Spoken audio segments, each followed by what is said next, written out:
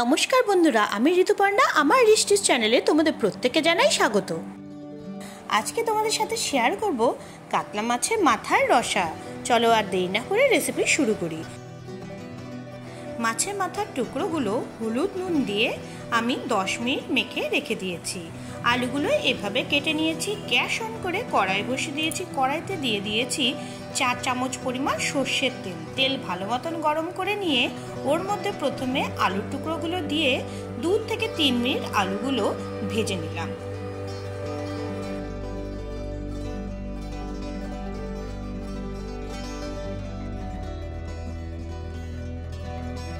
ভাজা আলুগুলো এবার একটা পাত্রে উঠিয়ে নিচ্ছি।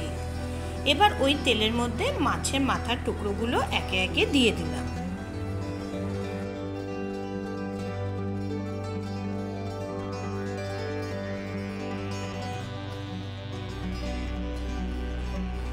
মাছের মাথার প্রত্যেকটা টুকরোই উল্টে পাল্টে 2 সাইড থেকে লাল লাল করে ভেজে নিলাম।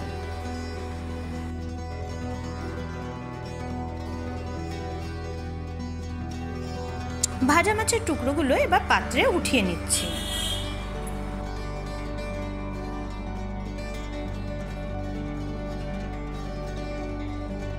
এক চামচ পরিমাণ গোটা জিরে, একটা তেজপাতা, 2টো শুকনো লঙ্কা, ছোট একটা দারচিনি টুকরো আর কয়েকটা গোলমরিচ আমি ফোড়নের জন্য দিলাম।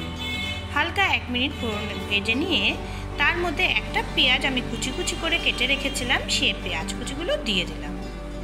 হালকা বাদামি করে পেঁয়াজ কুচিগুলো আমি ভেজে নিচ্ছি। এবার এর মধ্যে আমি দিয়ে দিলাম আদা রসুন বাটা 1 চামচ পরিমাণ। আদার কাঁচা গন্ধ না যাওয়া অবধি এভাবে আমি সবকিছু ভেজে নিচ্ছি।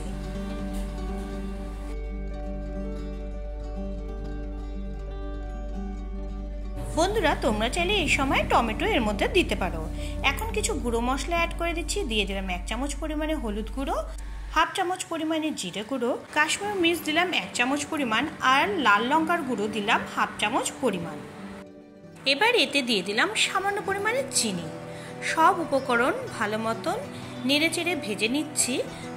যখন মশলা থেকে তেল বেরোতে শুরু করবে, আগে থেকে ভেজে রাখা আলুর টুকরোগুলো দিয়ে দিলাম।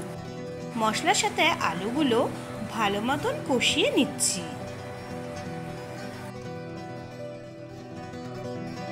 প্রয়োজন অনুযায়ী এর মধ্যে এখন জল দিয়ে দিলাম। জল দেওয়ার পর হালকা নেড়েচেড়ে নিলাম। ঝোল যখন ফুটতে শুরু করবে, স্বাদ অনুযায়ী কয়েকটা কাঁচা লঙ্কা দিয়ে দিলাম, আর দিয়ে দিলাম মাছের মাথার টুকরোগুলো, যেগুলো আগে থেকে আমি ভেজে রেখেছিলাম।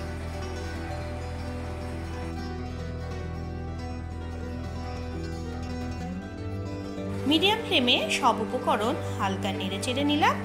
এবার ঢেকে একদম লো ফ্লেমে আমি রান্না হতে দিব 5 থেকে 6 মিনিটের জন্য। কবার সরে নেওয়ার পর ওর মধ্যে দিয়ে দিলাম গরম মশলার গুঁড়ো 1/2 চামচ পরিমাণ। এবার হালকা নেড়েচেড়ে গ্যাস অফ করে দিলাম। এবার উপর থেকে ছড়িয়ে দিলাম 1 চামচ পরিমাণে ঘি। আমার মাছের মাথার রসা তৈরি। বন্ধুরা, এইভাবে তোমরা মাছের মাথার রসা তৈরি করে ভাতের সাথে খেয়ে আমাকে কমেন্ট করে জানিও কেমন লাগলো তোমাদের রেসিপিটি। ভালো লেগে থাকলে অবশ্যই লাইক করে দেবে, ফ্রেন্ডস ফ্যামিলির মাঝখানে শেয়ার করে দেবে। নতুন বন্ধুরা অবশ্যই আমার চ্যানেলটিকে সাবস্ক্রাইব করে দেবে, পাশের বেল আইকনটিকে ক্লিক করে দেবে নিত্য নতুন রান্নার রেসিপি ব্লগ সবার আগে পাওয়ার জন্য। আজকের ভিডিও এখানে শেষ করছি। সবাই খুব ভালো থেকো। দেখা হবে আবার পরের ভিডিওতে।